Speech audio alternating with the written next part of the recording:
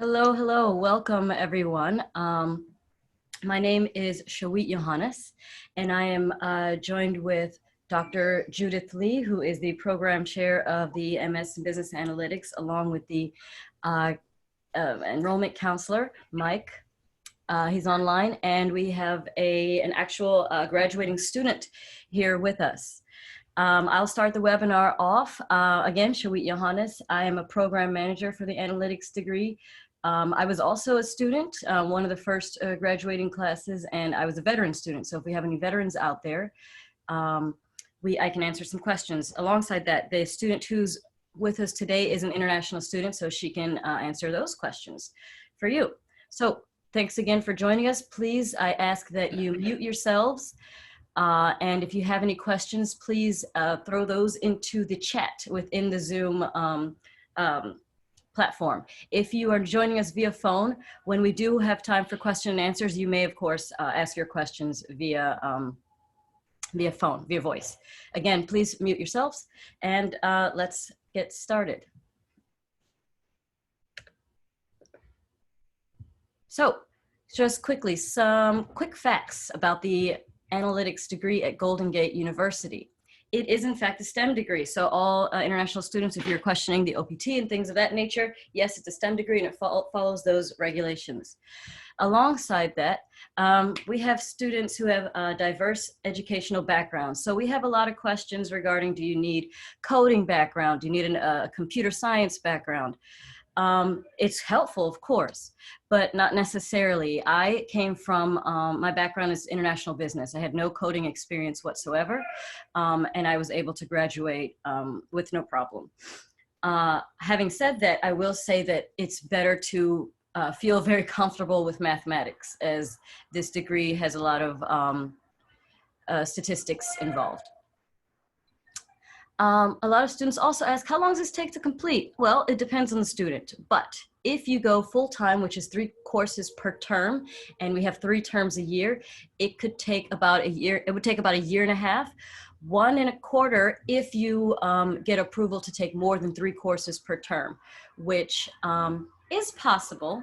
I will say I wasn't working for a short period while in this degree program, and I was able to take the 4 courses. When I did start working, absolutely not. It was way too much for me personally, so I went back down to the full-time 3 courses per term. So I did graduate in a year and a quarter, but the norm is about a year and a half to about 2 years.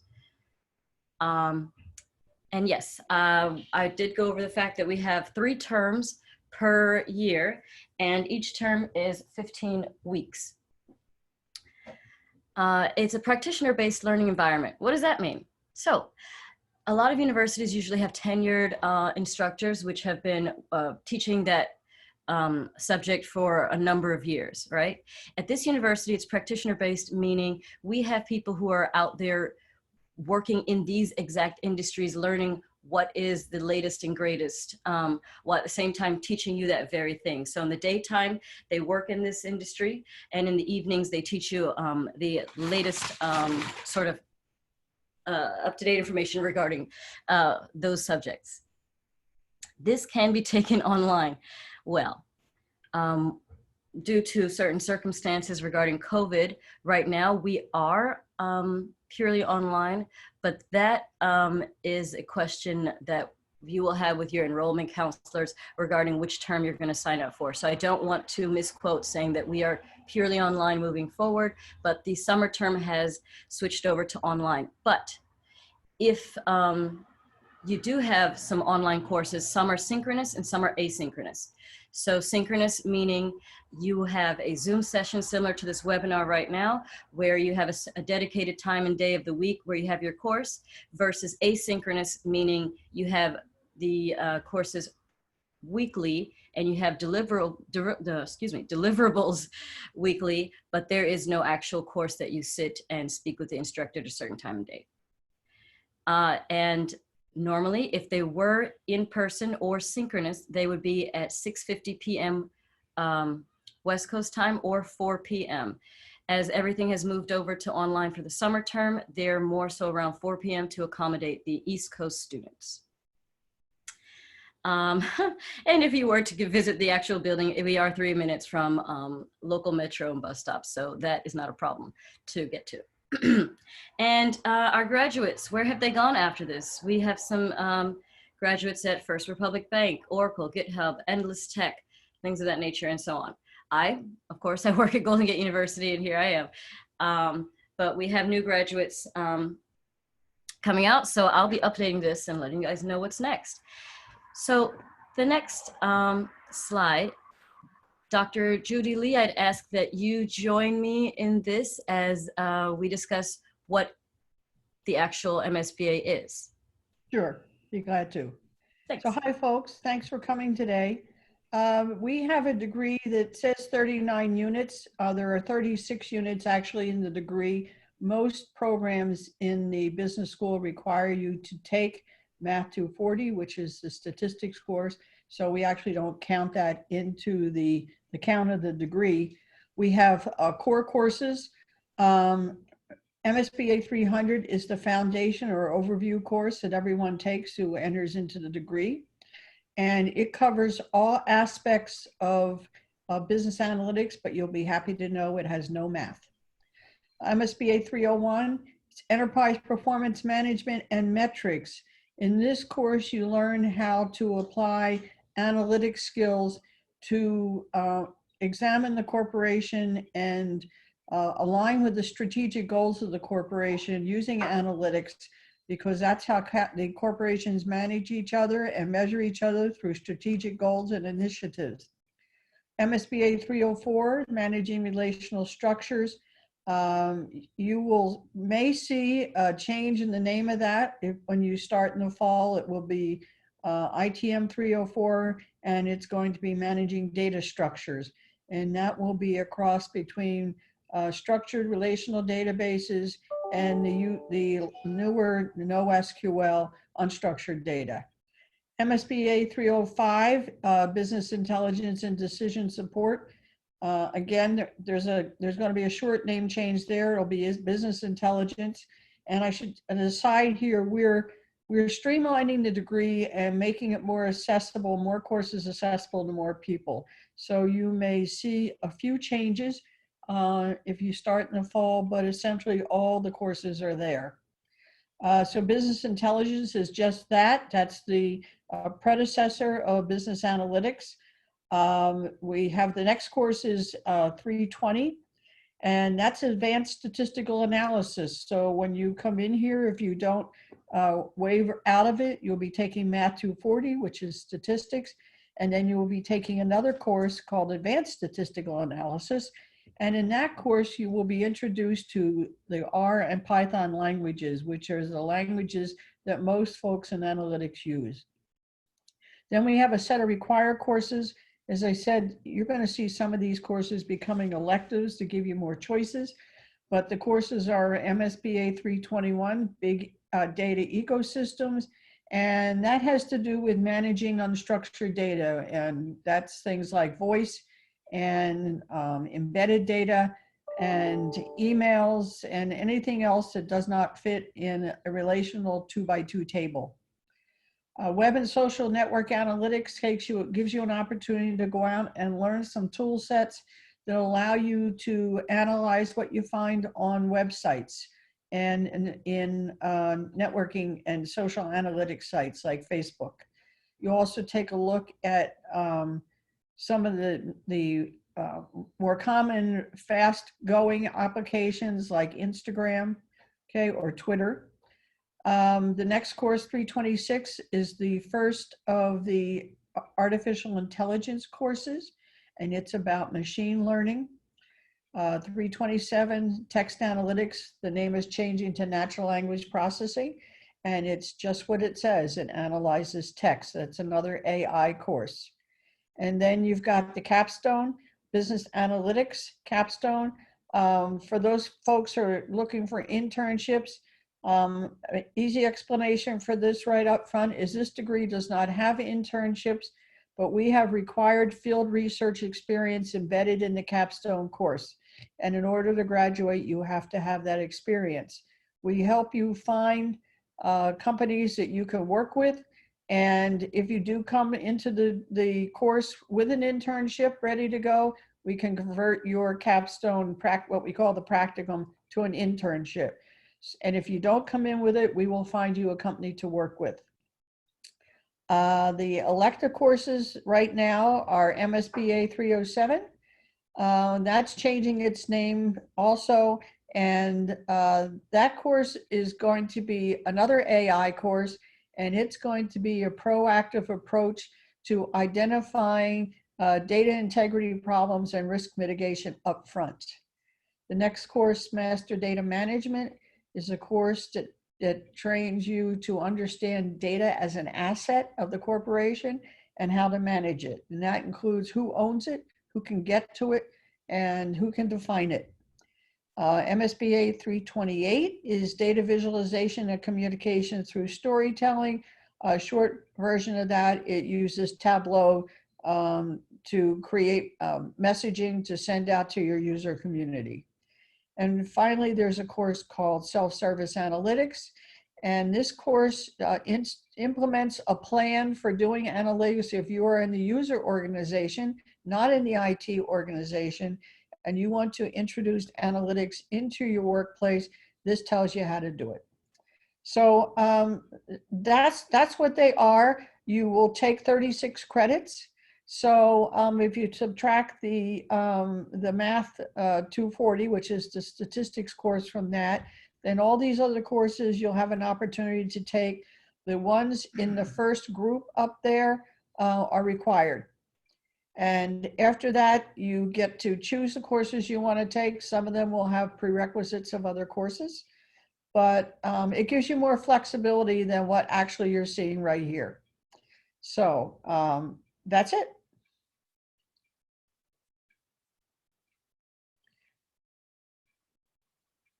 No questions? All righty. Sorry, my computer went haywire for a second. Thank you, Judy, for the explanation of the courses. Now let's get into sort of the social aspect of Golden Gate University. Here you see photos of the Business and Data Analytics Club. We have been quite active. Actually, the student who is with us today is was actually the president of the Analytics Club. So before I get into the photos, Lynn, do you mind saying just a quick word about it? Yes. Hello, everybody. My name is Lynn, and I was the previous president of Business and Data Analytics Club. And we have conducted very various events, such as we had a field trip to very big IT companies, and then we have a lot of workshops be done, and yeah, it's very interesting experience for you as an international student. You can connect with the real world analysis, and yeah, it's will be a good opportunity for you to build up your network in US. Thanks, Lynn. That's actually a great point, because under her presidency, her administration, we were able to go on multiple field trips, as she said. We went to, that's Lynn right there in the middle. We went to the Accenture sort of hub, which is located in the Salesforce Tower, just across the street from Golden Gate University. And actually we're able to push through some resumes to their hiring department. We also, this photo down bottom is, oh, there's Lynn again. We went to Twitch, which is sort of under Amazon. It's a gaming streaming company. And actually their HR team took a look at our resumes and sort of gave a quick down and dirty sort of feedback as to what HR managers and reps are looking for in the industry today. And the workshops that Lynn mentioned, here we have a student teaching us, I believe this one was SQL, but we also have R and Python workshops. And down bottom, we even have things like Digital Analytics Association Symposium and Measure Camp, where Business Analytics Club members can be volunteers and join these conferences for free. and they get the first sort of stab at it before we open it up to the rest of the students. And in the middle, we also like to have fun. So here's Lynn, the bad cop, and I'm Batman. It's just a great opportunity to get to know other students, network, and also be able to sort of get your name out there to these other organizations. And before actually we get to the last portion, my computer just doesn't want to listen. All right, I'll leave that information up there. Lynn, can you also just tell us a little bit about the practicum that you're working on with actually Dr. Lee and some other students that you've got going on? Or I guess Dr. Lee, you can join her as well. Go ahead, Lynn. Yes, sure. I'm glad to. Actually, Doc Lee said that because as an international student, before I didn't have the similar, like the relative background experience in analytics. That's why I got this chance. Like this is actually like an internship, but it's a good opportunity to connect to the real world company in USA. I worked in a company that is a startup, VeriaBlock. They use some AI analytics to analysis the financial documents, financial statement for fraud detection. I used in this project. I got to contact with a CTO, which he is giving me a lot of advice about how this will work, and I actually used a lot of knowledge I have studied in this business analytics program. Like such as the machine learning skill set and Python, and to build up the application for them. And yeah, this will be a very good opportunity for us to collect the real world experience.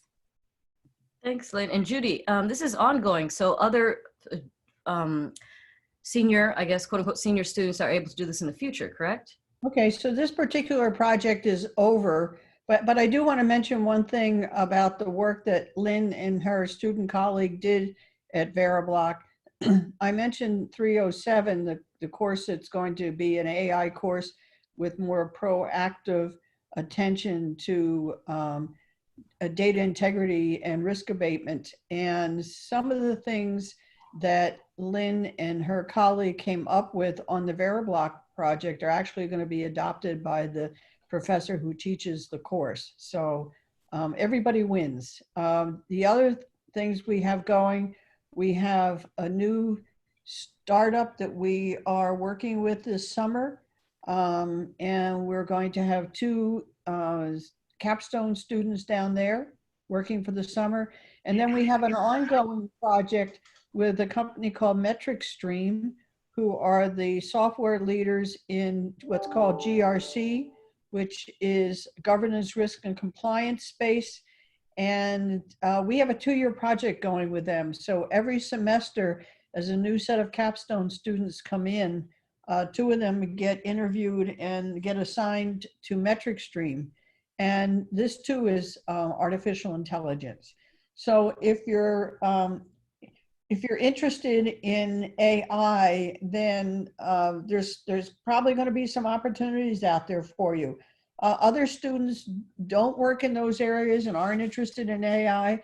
We've actually, this past semester, had the good fortune to have 5 analytics projects going on at Golden Gate University, and we had students assigned to each one of them doing analytics.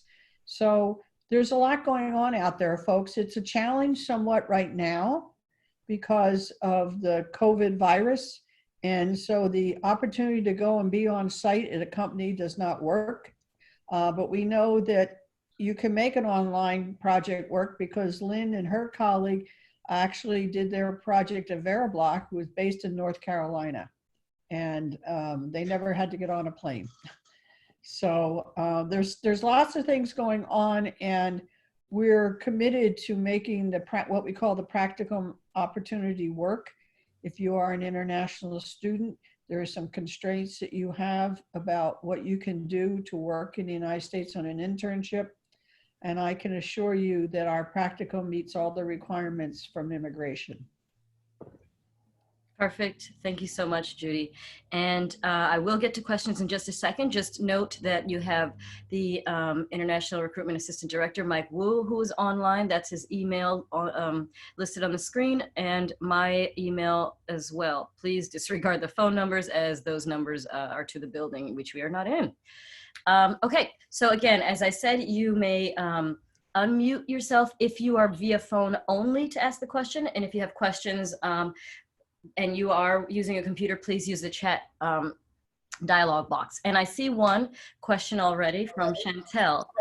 It says, hi everyone, how is the program different as a concentration? So I'm guessing you mean sort of an MBA with a can someone, I'm sorry, let me mute the other people so we don't have feedback.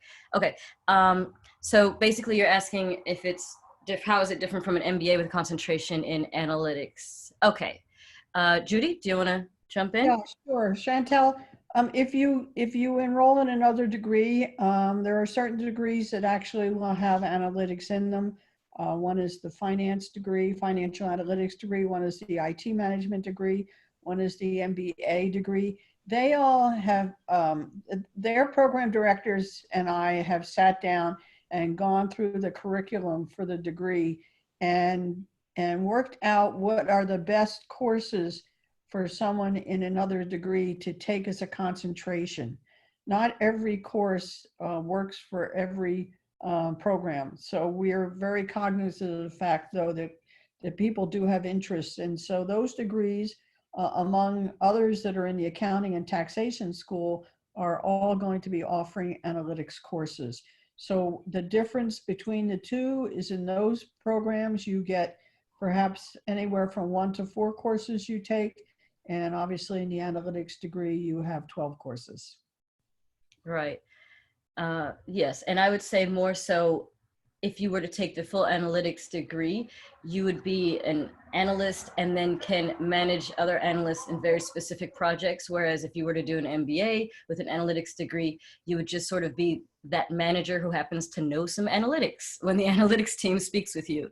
That sort of Yes. thing, more so aware versus really in the weeds, like really understanding it. Yes, I see, Chantel, that you are in the MBA program. Some of the courses that you're going to see in the MBA program are a course on visualization and communication. I believe you're going to see a course on web and social network analytics. We've chosen the courses, and I believe there are 4 of them. We've chosen the courses that most align with an MBA student's background in education. Makes sense. Thank you. Okay. Okay. So Radha, we said, what's the latest update for fall students regarding the academic? What exactly do you mean?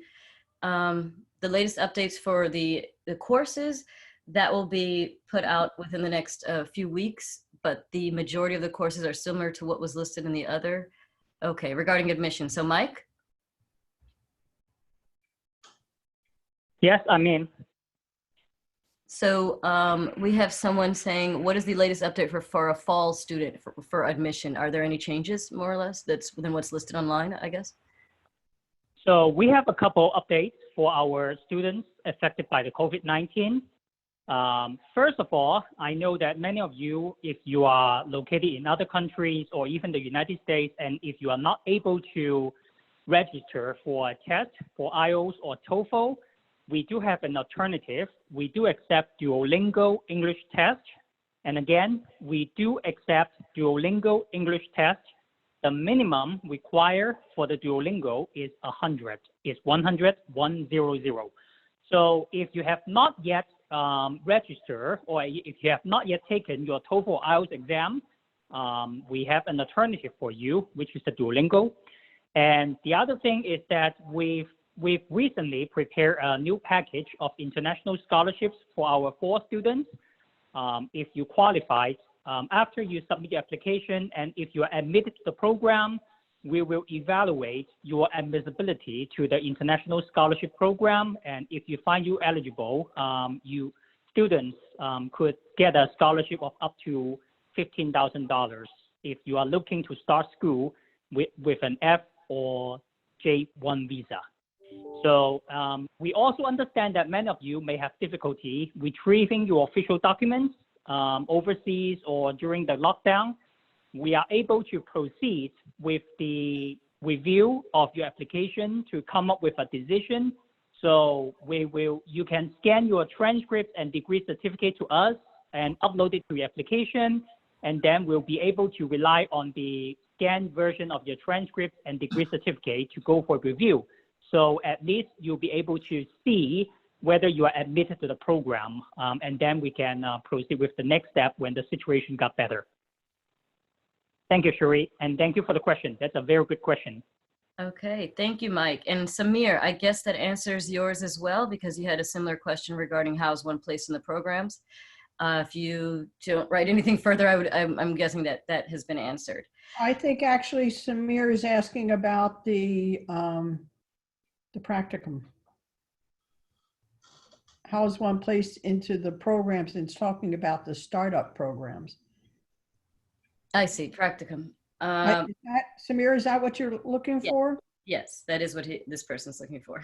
Yes, that is what I'm looking for. I'm not an international student. I'm a legal resident. So I was just. Okay. So that's a great question. And not to give you a short answer, but it depends. Not every semester do we have the same, except for the metric stream project, not every semester do we have the same set of opportunities. Obviously, companies want interns or want some student assistants in there, and other semesters they don't. So when the time comes for you to be going into the capstone, the way the process works is I start about 6 weeks or 7 weeks before the capstone begins with a list of all the students that are going to be in the capstone. And I get their resumes and I talk to them, and I go out and talk to companies and we see where we can get a match. As I said, it happens at the last minute. Then when you get into the project, wherever you are, then you're doing an internship, but you're actually learning how to do analytics on site at some company. And there are processes and logs and everything that you fill out that come back to us every week, not only to make sure that you're learning something, but making sure that you're getting something productive to do. So, it's somewhat of a competition, but we're pretty lucky in being able to find companies that want our students. The one that the student is going to start, actually is starting next Wednesday, is another AI project. And that was gained through the connection of the gentleman who's the data scientist for my department, and somebody he knew. So that's the way it works. We don't have the formal, they go post a job and you guys all run over and try to apply for the job. We try to match you up on the things that are going to work for. Perfect. And I'm seeing there are a lot of questions regarding international admission and things of that nature. If Mike cannot answer these individually right now, please take note of his email and email him. He'll be happy to respond then, as we have a limited amount of time and he's just one guy, so there are multiple questions. And who's this? Oh, Mike, go ahead.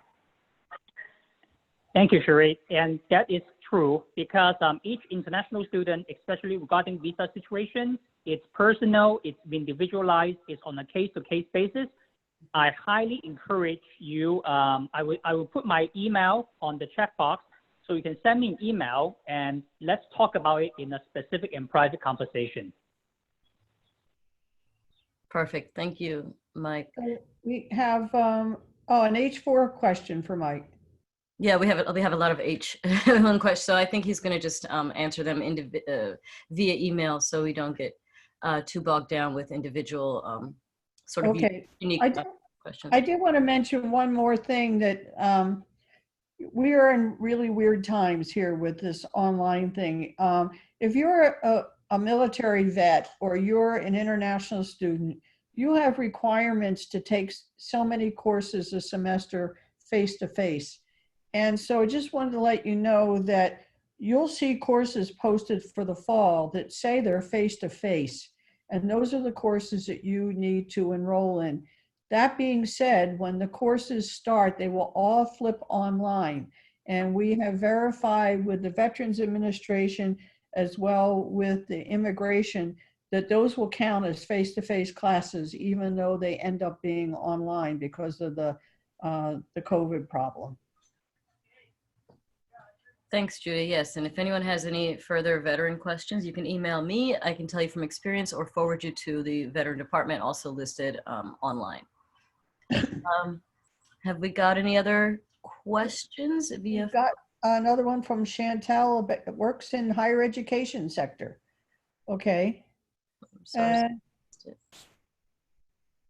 well, if you want to become more comfortable with data, you're coming to the right place.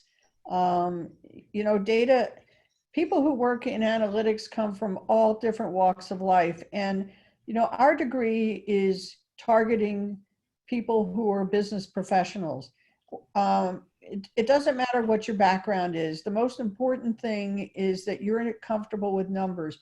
If you're afraid of numbers, I would counsel you now to not sign up for this degree because there's a lot of numbers. That being said, our faculty who teaches, the adjuncts who teach, and by the way, the term adjunct is, as Sheweet explained before, the term adjunct applies to instructors who actually work out in the workplace during the day and come teach for us at night. So they have a day job. So they're very cognizant of the challenges that people have who are working for a living or are in areas that are new to them. And so you shouldn't worry about that, okay? If you're happy with math and you're happy with statistics, and it sounds like if you're a business operations analyst, you're already immersed in data, this should be fine. Okie dokies. Last call for questions, phone or text. Again, you've got our emails there, so if anything is unanswered, just take a quick screenshot and you've got our information forever. Yeah. Okay, well, thank you for joining us. I believe after this, you'll receive the code or promo code. Kendra will send it over to waive the admission fee or application fee. You know, I see another question there. I think Samir has another question about the practicum. Oh, he says you answered it at the very bottom. Okay. Yeah, I'm a BA, so I just wanted to know if like having experience would help. So. But, yeah, well, and yes. Yeah. Short answer, yes. Okay. Yes, and of course, it's a sort of a smaller university, so all of us are quite easily reached or reachable. So Samir, once you're in the program, Dr. Lee is always available. I'm available, so it shouldn't be a problem. Yeah, the good news is you don't have to show up at our offices. All you have to do is send us an email and we can actually talk online. Mm-hmm. All righty, thanks again, everyone, and enjoy the beautiful weather from afar, maybe through your window or something. Have a great day. Thanks for joining us. Thank you. Thank you. Thanks. Bye-bye.